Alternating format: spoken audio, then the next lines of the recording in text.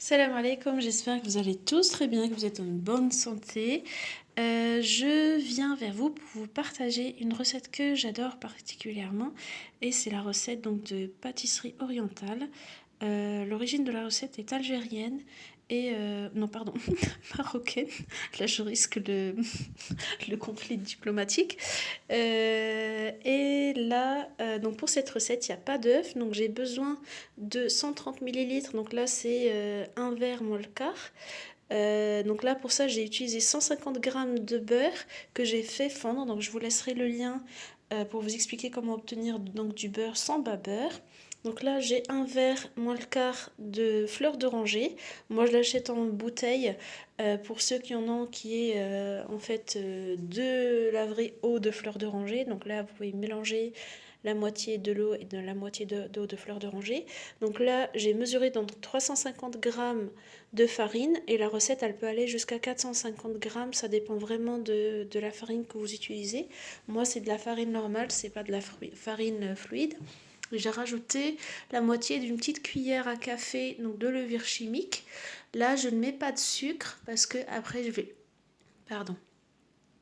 les tremper dans le miel. Pour ceux qui ne peuvent pas, pour des raisons de santé ou qui n'ont pas de miel, ils peuvent les saupoudrer de sucre glace et de rajouter 2 ou 3 cuillères dans le mélange donc, de pâte. Donc là, je mets pas toute la quantité de farine, donc toujours je commence petit à petit. J'essaye donc de ramasser la pâte et de mélanger tous les ingrédients et quand j'obtiens une pâte bien lisse, là j'arrête. Donc là, je mélange d'abord pour être sûr qu'elle n'est pas surdosée en farine. Et la pâte, elle n'est pas dure, elle n'est pas trop molle, elle ne colle pas aux doigts, elle est agréable à travailler. Donc là, moi personnellement, j'ai utilisé donc un tout petit peu plus que 350 grammes. Après, comme je dis, ça dépend de la farine. Donc vous voyez, elle est bien souple, elle ne colle pas. Donc là, je vais la laisser reposer 20 minutes. Et c'est toujours bien de laisser les pâtes comme ça parce que vraiment ça aide donc à bien les travailler par la suite. Vous voyez, même la couleur a changé et l'aspect donc extérieur. Donc là, je vais couper en deux parce que j'ai pas un grand plan de travail donc pour étaler ma pâte. Si vous en avez un plus grand, donc vous pouvez tout faire en une seule fois. Comme ça, ça ira plus vite. Et là, je vais prendre donc le deuxième pâton et je vais l'étaler très finement. Donc là, je reforme la boule. Voilà. Et je vais l'étaler donc au rouleau. Moi, ce que j'adore dans cette recette, c'est qu'en fait, il n'y a pas d'œuf. Hein, et de deux, bon, après, il y a un peu de matière grasse, hein, mais bon, autrement, je vois pas comment on peut faire. Et surtout, c'est vraiment très bon. On sent pas l'eau de fleur d'oranger d'une façon exagérée, mais franchement, ça donne un goût subtil, très bon. Et on peut les faire donc sans moule, sans rien du tout, c'est très rapide. On fait tout en une seule fois, vous allez comprendre ce que je veux dire. Donc là, j'ai pris un peu de maïzena, donc de la fécule de maïs. Donc ça va me permettre de mieux étaler la pâte, même si elle colle pas. Et c'est surtout en fait pour faciliter le feuilletage après. Donc là, je vais étaler. Donc peu importe la forme, vous faites un cercle, un carré, vraiment, ça n'a pas du tout d'importance. Le plus important, c'est que vous l'étaliez le plus finement possible.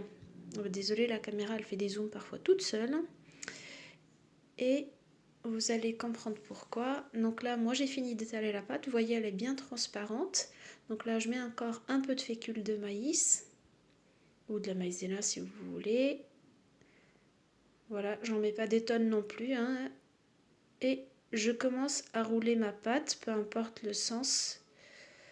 Le plus important que ce soit le plus pratique pour vous. Donc là, je roule finement.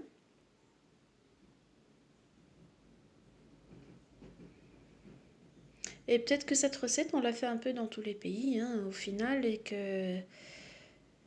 Bon, après les appellations changent, mais le plus important que c'est bon, peu importe d'où ça vient. Moi, je n'ai pas de... En fait, peu importe que les recettes soient tunisiennes ou d'ailleurs, d'Afrique, d'Asie, peu importe. Le plus important, c'est que à chaque fois que je teste mes recettes, je vous mets toujours des vidéos des recettes vraiment que j'aime et que j'ai appréciées, que mes enfants apprécient, que mes copines, pour être sûr que ça vous plaise aussi. Après, bon, ça reste toujours une question de goût, c'est une question personnelle. Donc là, je prends le coupe-pâte et je la découpe donc à peu près à 2 cm. Donc c'est l'équivalent presque de 2 doigts. Après, voilà, moi je le fais à l'œil, bah, vous pareil. Et donc là, comme vous voyez, je fais tout en une seule fois. Voilà, j'essaye de la remettre en forme circulaire pour un côté esthétique et je vais l'aplatir. Vous voyez, en fait, ça crée une sorte de... Ça fait un petit escargot avec plein de feuilles à l'intérieur. Donc là, je l'étale. Bon, après, il ne faut pas trop l'aplatir. Vous voyez les petits cercles qui se forment et c'est ça, en fait, le feuilletage qui va ressortir après. Donc là, j'ai préparé toutes mes petites boules. Il vaut mieux les couvrir pour que ça ne sèche pas trop. Là, j'ai préparé un miel, j'ai pris 3 mesures de sucre, donc c'était l'équivalent de 900 grammes pour 2 mesures d'eau. Vous voyez, donc je le laisse cuire à peu près 40 minutes avec la moitié d'un citron. Et en fait, quand ça vient un peu au jaune, et pour le tester, pour être sûr que ça est bien cuit, en fait, vous le testez entre les doigts une fois que ça refroidit. Donc là, je mets à feu moyen. Il ne faut pas que l'huile soit trop chaude parce qu'après, ça va cramer donc l'extérieur et à l'intérieur, ça va rester pâteux. C'est pas trop bon. Et le mieux, si vous le faites à deux, parce que ça ira plus vite, moi je ne peux pas. Du coup, en fait, là, je mets un peu d'huile pour que faire cuire en surface aussi. Et un petit conseil, il ne faut pas laisser trop la pâte fermenter. Donc, vous mettez vraiment un tout petit peu de levure chimique pour que ça fermente pas trop. Et après, ça fait plein de bulles de partout. Donc là, vous voyez. Après, je vais les tremper au miel une fois qu'elles sont bien dorées.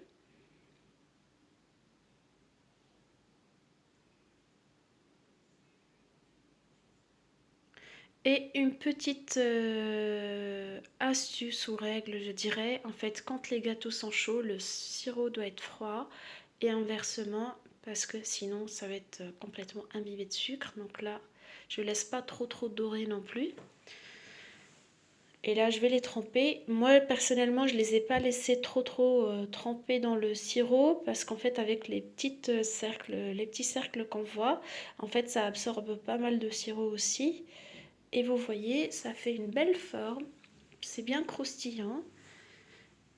Après, pour la déco, vous pouvez rajouter des petites graines de sésame, des amandes concassées, des pistaches, vraiment ce que vous voulez, ce que vous avez, ou même rien du tout. Juste les déguster comme ça, c'est aussi très bon.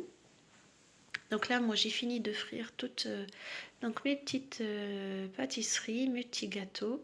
Et vous voyez, donc j'ai décoré avec un peu de graines de sésame. C'est super bon, c'est croustillant et c'est vraiment délicieux, surtout quand on a un petit creux pour la soirée ou boire avec du café, c'est trop bon. J'ai laissé quelques-unes sans sucre, c'est juste pour vous montrer qu'on peut, par exemple pour les personnes diabétiques, peuvent aussi les manger comme ça. Vous pouvez saupoudrer avec un tout petit peu de sucre glace ou même nature, c'est super bon. J'espère que vous allez les tester.